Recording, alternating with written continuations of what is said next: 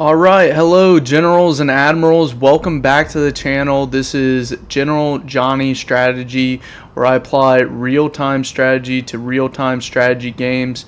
Okay, I am in the military, been serving for a while now, and I would love to share my background, but this is really my passion. Okay, I love talking about strategy. I may not be the best at Napoleon Total War. It is a fun game, and what I love so much about this game is you can apply real strategy to how you're playing this game, and it really does work. And it's just going to be kind of an experiment with a lot of these battle analysis videos, is just going through and seeing what kind of strategy works, what doesn't, and kind of giving my honest feedback just from my experiences to see, if you can get better at a game like this that obviously puts so much effort into being historical and strategic. So without further ado, we're going to dive into STOCKACH and see what is going on. Here is STOCKACH. This is 1800. Now this isn't a historical battle, this is still theater of war. And what we're going to do today, right, is run through this together, okay? This is a pretty good battle. It was played a few days ago from when I'm recording now, but to be honest, I don't remember it that well.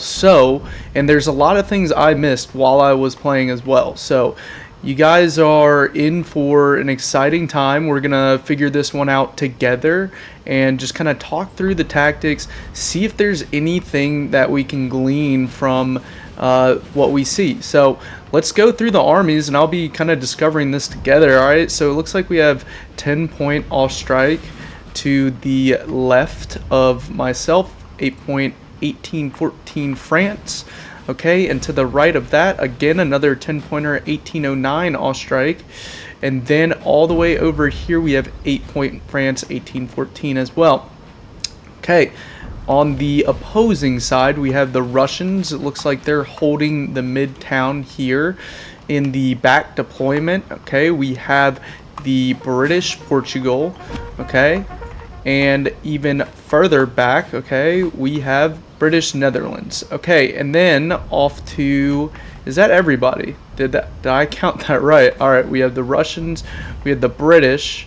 Okay, we have really three British. One is British Portugal, one is normal Britain, and one is British Netherlands. Okay, and perfect. Back to our deployment here. So I actually really like this map, and for some reason, I don't know if you guys feel the same way, but it feels like every time that I play a certain map, I'm always in the same position. I know that's not necessarily true, but I feel like that happens a lot because I'm always in this center position for France, and I always utilize this hill here, and it's actually a pretty simple deployment. Now over here I think is a little less simple. Okay, already we have a cav charge really early on. At this point I'm pretty sure he probably just got sniped. He was not, I don't imagine that he was paying enough attention over there. Maybe he was microing over here. He looks a little bit like he might not be paying a lot of attention at all because he's got guns up, he's got his general, maybe he's AFK, I do not know, but yeah, that's not good. Okay, he is moving a few units, but he could have probably given that command a while ago. Okay, regardless, the result is the same. One cav unit down for the French, and that is 1 point for the Britons. Okay, and back over here, nothing really crazy going on here for my little lane here. And then for the far right, okay, far right, 10-point Ostrike. It looks like they're going to have a pretty early contention along with 8-point France, okay? So they're going to fight this together. I don't know, okay, just based off of this, where the rest of Russia is, but it looks like to me that they're overextending.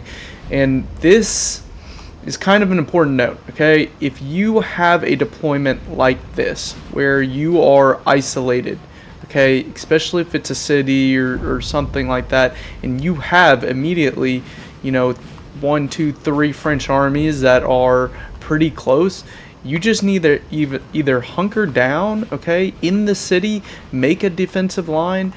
You do not need to be aggressive. That is the last thing, and I know everybody wants to fight and get into action and all that, but people also want to win when they're playing these games. So it's just important to know, hey, if you're out there and you are first in the fight, know what your role is. Know how far away your supporting elements are, and then be able to kind of adjust off of that. This makes no real sense to me what he's doing here, and it looks like already we have some cav that's going to take advantage of that. Even though they can square, okay, it basically is pinning this infantry down. Okay, even if they get some good shots and get a few kills here, it's pinning the infantry down so that now the rest of these other armies can mass everything on them, and then also kind of separate their armies. So not really sure what Russia's doing over there. Let's go check back in with the French on the left flank. Okay, and it looks like, yep, it looks like the British have moved back. Okay, so I don't... It's probably the fog of war. Okay, there we go. So they do still have their cav. Okay, it looks like they have some cav over here. They're just prodding them a little bit, try to mess up their deployment, but they're just going to keep marching on. And it looks like they finally, I don't know why his guns are all the way over there. Again, I think he might have been AFK off the deployment, which is fine as long as he can recover. Okay, and then for myself, really just occupying this hill. It's really, this position, although fun once you occupy your position, is a little bit boring at first, and that's okay. Alright, so that is still deploying. Okay, let's go check out over here on the right flank. Got some good line infantry fighting here. Okay, so this looks to be pretty even. If I do remember correctly, this is 10-point Russia, so maybe 10 point against 8 points, and then the rest of his forces are kind of over here. I can see how that's a little bit even of a matchup, but really I think that if they're going to fight this out, I've noticed a lot, and let me know what you guys think, but I've noticed a lot that the French can beat the Russians in just a straight line battle. If it's just eye for eye, you know, generally the same units, no one brought anything crazy, I think the French actually just beat them straight up as far as this kind of line battle. But we'll see as this progresses, okay, how they look. But I really like how the smoke is just kind of, you know, I love the look of the smoke. That is my favorite part of upping these graphics, is just seeing all the gunfire, and I like how it actually follows the wind. That is awesome. Okay, back over here, it looks like a little bit of skirmish between a few lines of infantry. And it looks like, yep, they still have their cav kind of roaming around. I wonder if yep, it looks like they routed those guns over there. So French on the left side aren't necessarily, I think they just got it to a bad start. Okay, I don't think that they're necessarily throwing this game. Obviously it could be played much better. Obviously I think there was some attention issues to start out with, but again, can't really change that here. For myself, really still taking no casualties, nothing exciting there.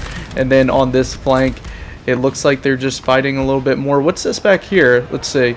Okay, it looks like Russia was just, again, pretty aggressive for not a whole lot of reason that I can glean from why he would send his cav through this area and then just suicide it into superior French cavalry, at least in numbers. Okay, and it looks like the British are fighting over here, and this is an effective use of cav.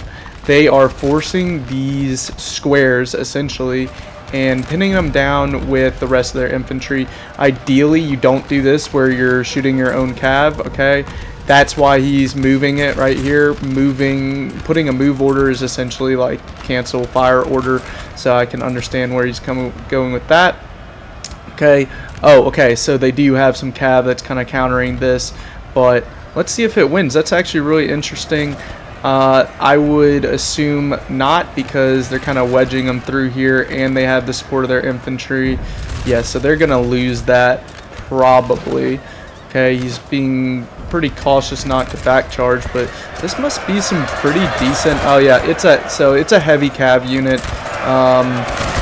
Probably not super expensive heavy cav, but yeah, that's a heavy cav unit, I believe. Feel free to correct me. But yeah. So this fight, he actually didn't do too terrible there. I don't know, this is actually pretty, I wouldn't be too upset about this, okay? Depending on how you wanna look at it, if it's, glass half empty or glass half full. Okay, that wasn't a terrible exchange, at least because that's cut off, so he didn't sacrifice too much, but maybe he sacrificed a little bit. Okay, over here honestly I missed. It looks like they just sent some cav, and again, you guys are probably picking a trend here, but Ledoux sent him down there to just absolutely obliterate that cav from Netherlands, just trying to get in the fight too early. Again, maybe a little too eager. I'm not sure. I can understand it, but just, calm down, hold your horses, and it's called tactical patience, right? So, slow down and do things that are going to actually have a positive outcome. And if they're not, and you're just seeking a fight, it probably is going to help your team win. Okay, but again, that's just my 2 cents. Alright, it looks like, yep, they came up. 8-point France, 1814 came up and killed that artillery. Okay, completely surrounded by the infantry. I don't know how they got away from that one.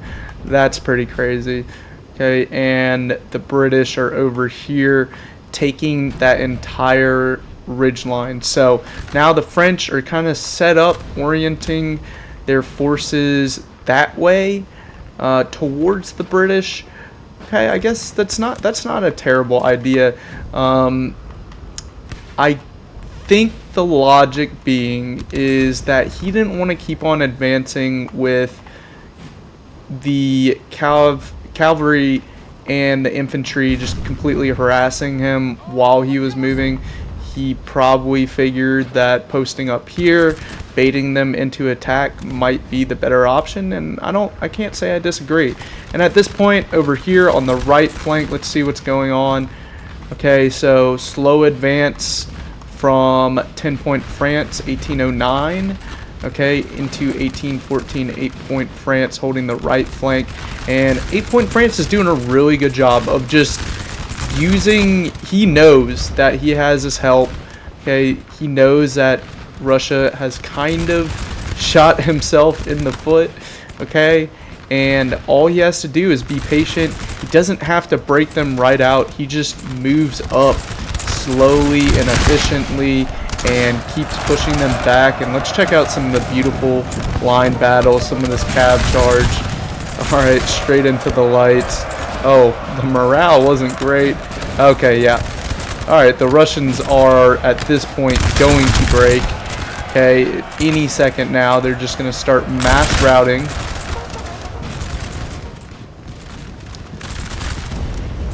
Yep. Especially when you get that cav in the back behind enemy lines, they can sense that. They have a huge morale shock from that, and that's just awesome. I wonder what this is. This is just British Portugal trying to help out wherever they can, but I just think that's kind of in vain. But I understand the want to help out your teammates. So good teammate, probably not the best decision, but alright, so it looks like the right flank at this point is pretty much faltered. I mean, you have a few extra units. I mean, this would be, if they really wanted to be mean, I guess they could farm this entire army and just completely destroy them. But I guess they were nice this time. I really want to check out, we'll go check out the middle. Okay, it looks like they're just kind of skirmishing. He's trying to bait them into attacking. Maybe he'll make this push. We'll keep an eye on that one. Okay, and then in the middle, I finally have occupied the hill. Okay, this point, right?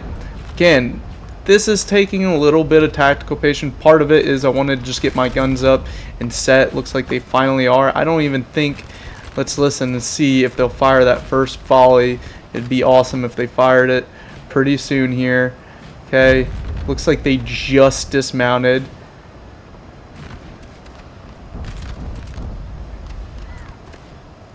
So they just unlimbered. Let's see if we can get a fire.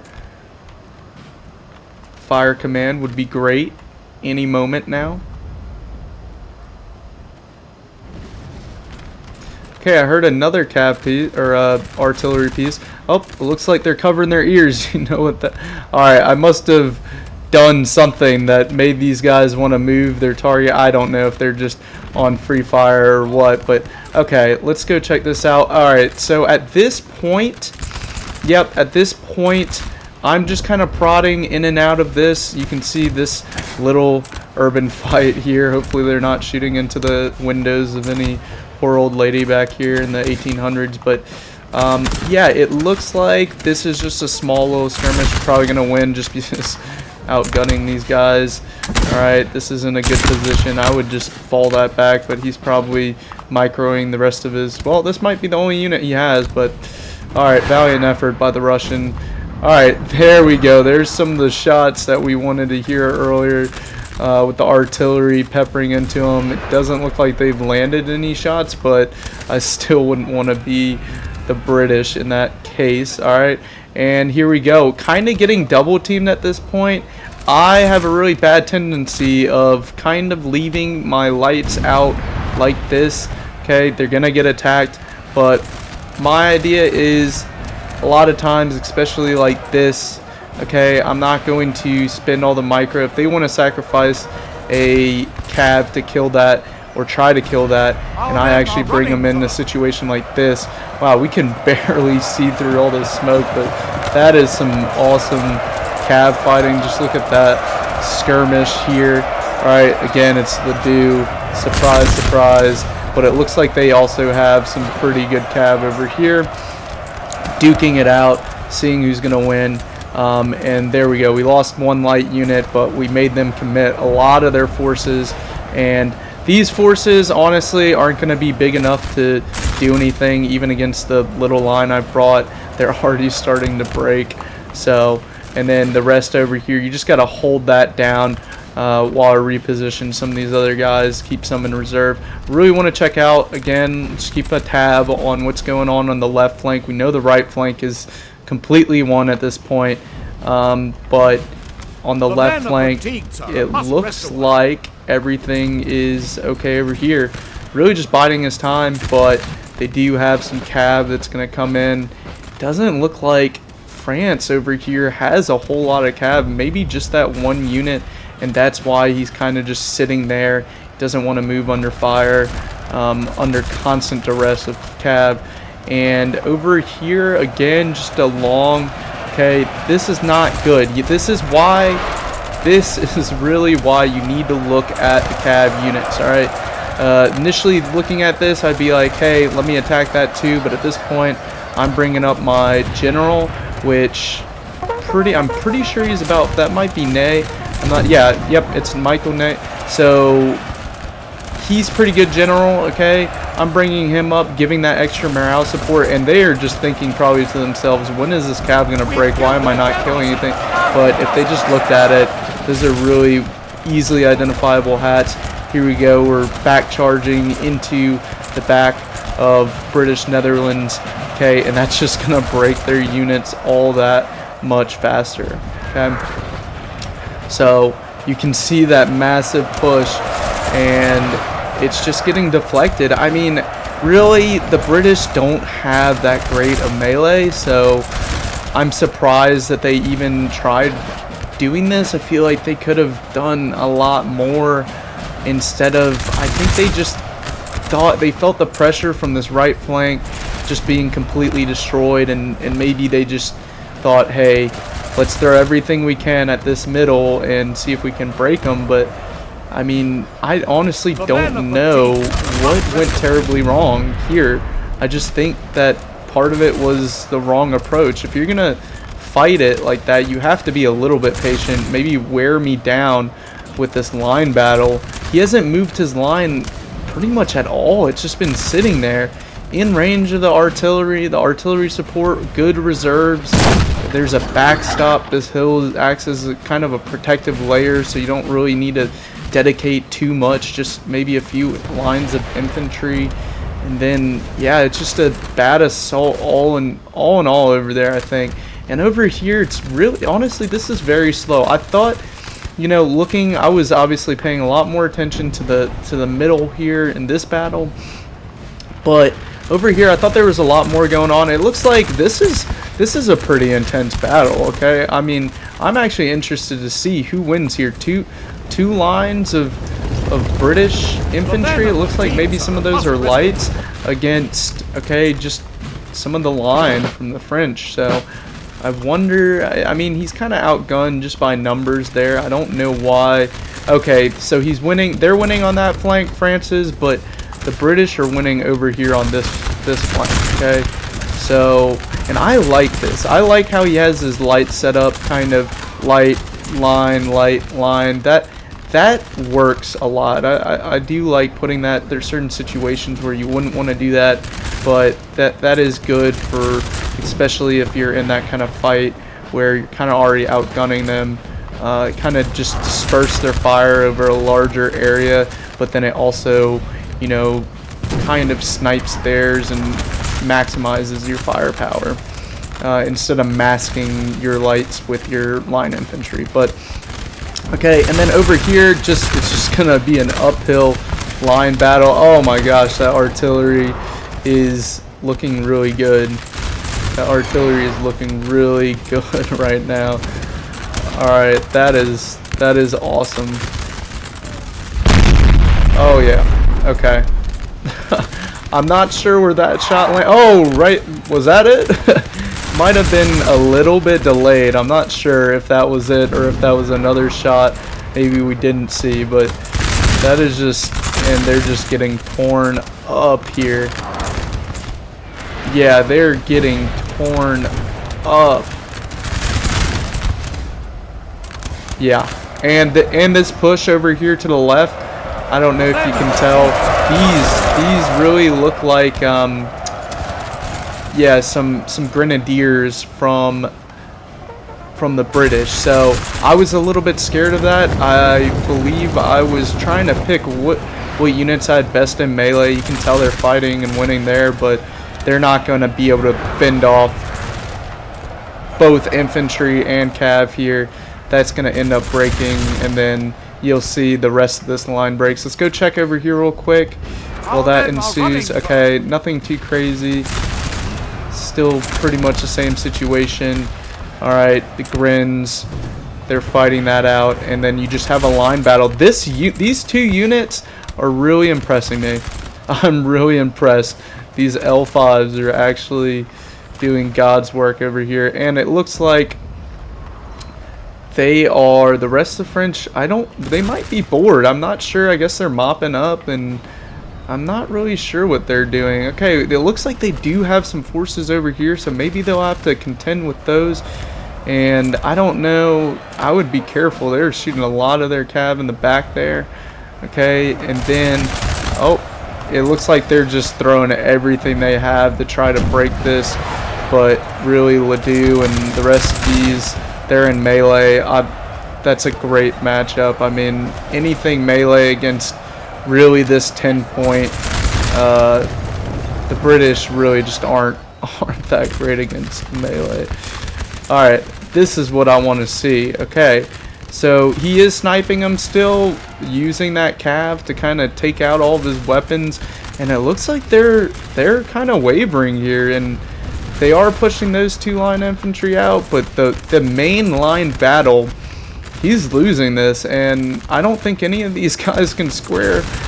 Okay, the French usually don't square, but maybe because they're 1809, I'm not sure. Okay, yeah, they do square. Okay, he did get me there. I thought they couldn't square. So, yep. So, good fending them off, but now the problem is, if you square, you're just taking all these shots, and look how many guys are returning fire. Pretty much none, especially when you're changing formation, and they are just peppering them. So it's not looking great over there. Okay, at this point, this battle isn't over in the middle at all. There's still a lot that needs to go down, but just figured charging these guys who are probably, yep, exhausted, but you know, this is already whittled down pretty good, so really they should just need to get them in melee, and you can see their morale is really dipping just because they're getting shot and having to fight. And now the British finally decide to kind of move up, and they probably should have been pushing the point since they had superior guns earlier, kind of like how this British nation faction over here is playing. Okay, I wish it would tell me the year, but I don't know the game that well. I can't tell what year this is. But yeah, they are really tearing them up. It looks like they might have had a little bit of a, oh my gosh, that cannon fire. I don't know if that was a cannon or what, but that was pretty brutal. It looks like they're gonna withdraw here, okay, and just kind of regroup. That's fine. I mean, he already knows that this battle is going in the favor of the French. Oh my gosh, that artillery is just, this is the perfect spot for artillery in almost any map. This is just ideal. I mean, look at this position, and look how honestly beautiful that is too. It's just absolutely ridiculous. The cannon shots are, oh my gosh. And these guys already gave up, so I don't even know. That's a little bit cruel, but it's yeah, this battle is not going the way of coalition this time. I'm confident in saying that, not just because I've played it, but it's just, oh my gosh. Is there a second artillery battery? Yes, there is. Okay, alright. So they joined in, okay. That's why there's more. This whole entire ground is just being exploded now.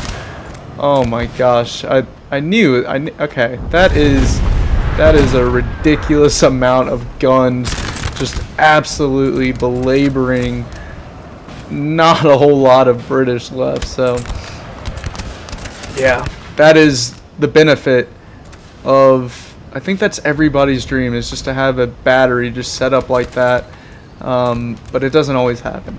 So let's check out over where the rest of the action is. This is really, I mean, the British over here, the last one standing.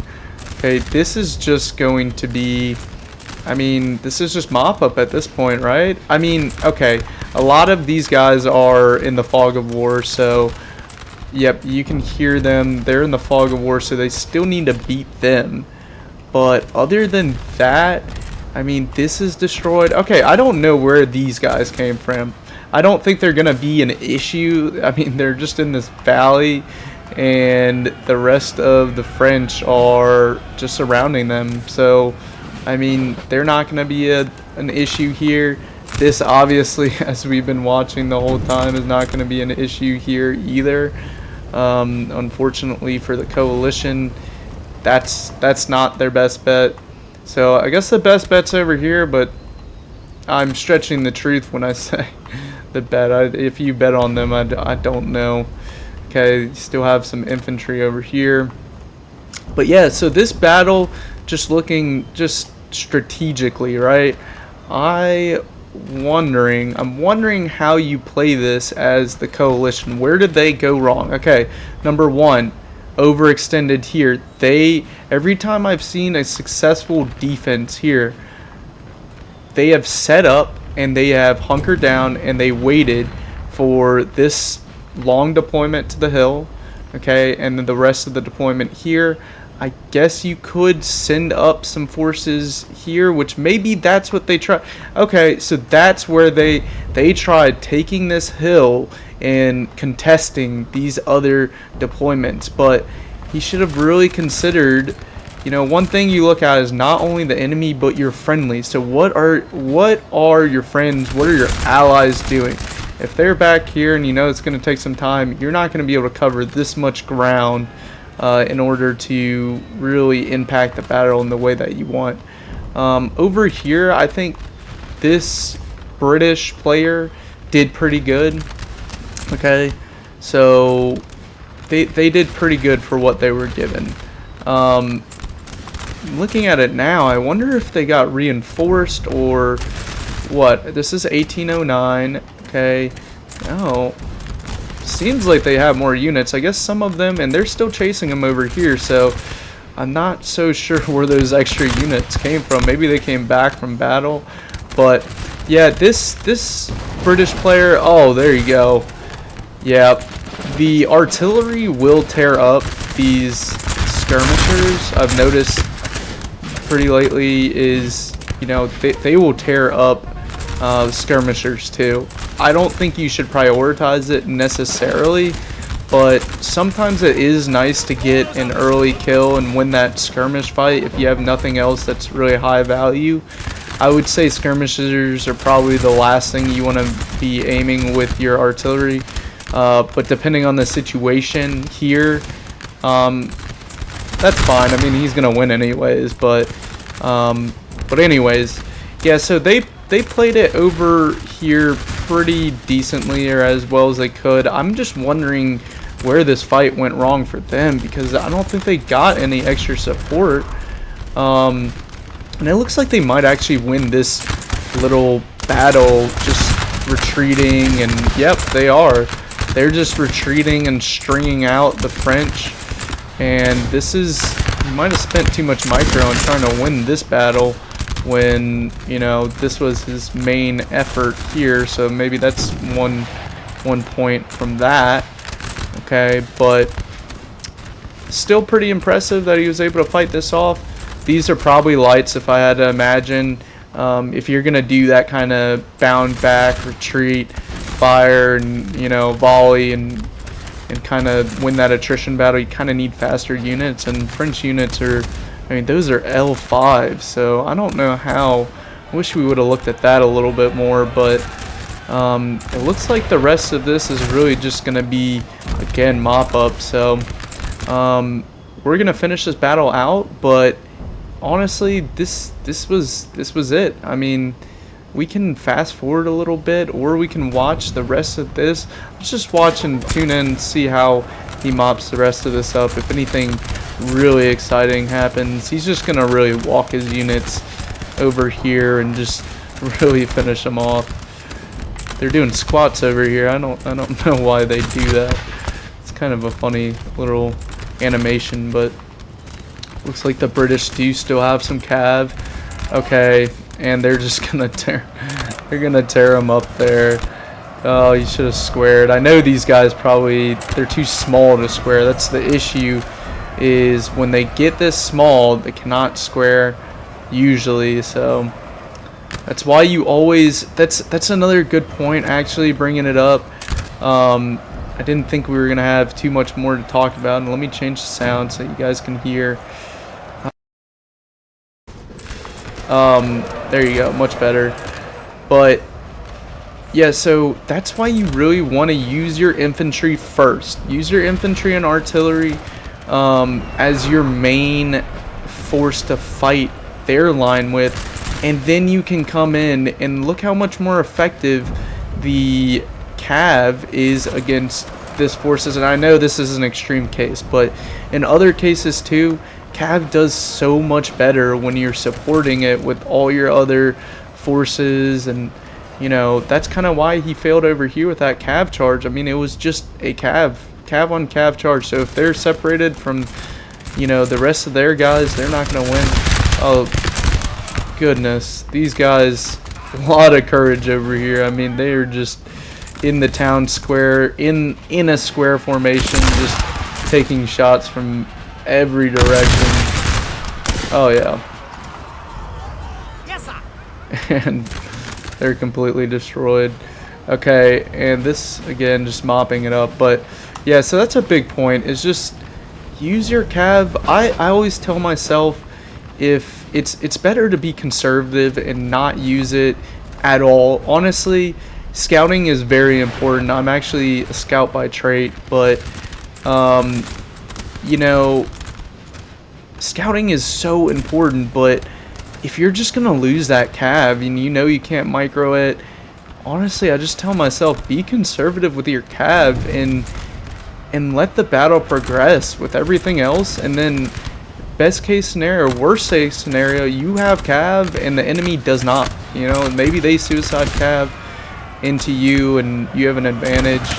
So let's see if they win this. This is, oh my gosh, it's just so brutal having to. Yeah, these guys fought long and hard, and it just, I wonder if they would have won that just one-on-one if the cav hadn't come in. Probably not the charge. I mean, he was probably giving up at that point, but so that's pretty much all the battle here, you guys. It's been it for a while, but again, I just appreciate you guys tuning in. We're gonna have more battle analysis, and STOCKACH is a really, actually, one of my favorite maps to play on, to be honest. I think there's a lot of different things that can go on in this battle. I love this hill, but I've also had it to where, you know, yep, and that's the end of the match, where I was being pushed off the hill, and, you know, that fight, I don't know, I wish I had the replay, I would do a battle analysis on that, but they were able to push off this hill. So again, if you guys like this this video, okay, please like, subscribe, follow. I'm gonna be doing a lot more of these. I'm gonna do some tutorials, I'm gonna do some unit analysis videos, okay. I'm gonna do a lot more of these videos. Just wanted to do this real quick one today, just to show and go back. And if you guys have content too that you want me to talk about, again, I give real-time strategy tips to real-time strategy games. Follow me at General Johnny Strategy. It's my YouTube channel. And thank you guys again for tuning in. Appreciate it. Have a great day.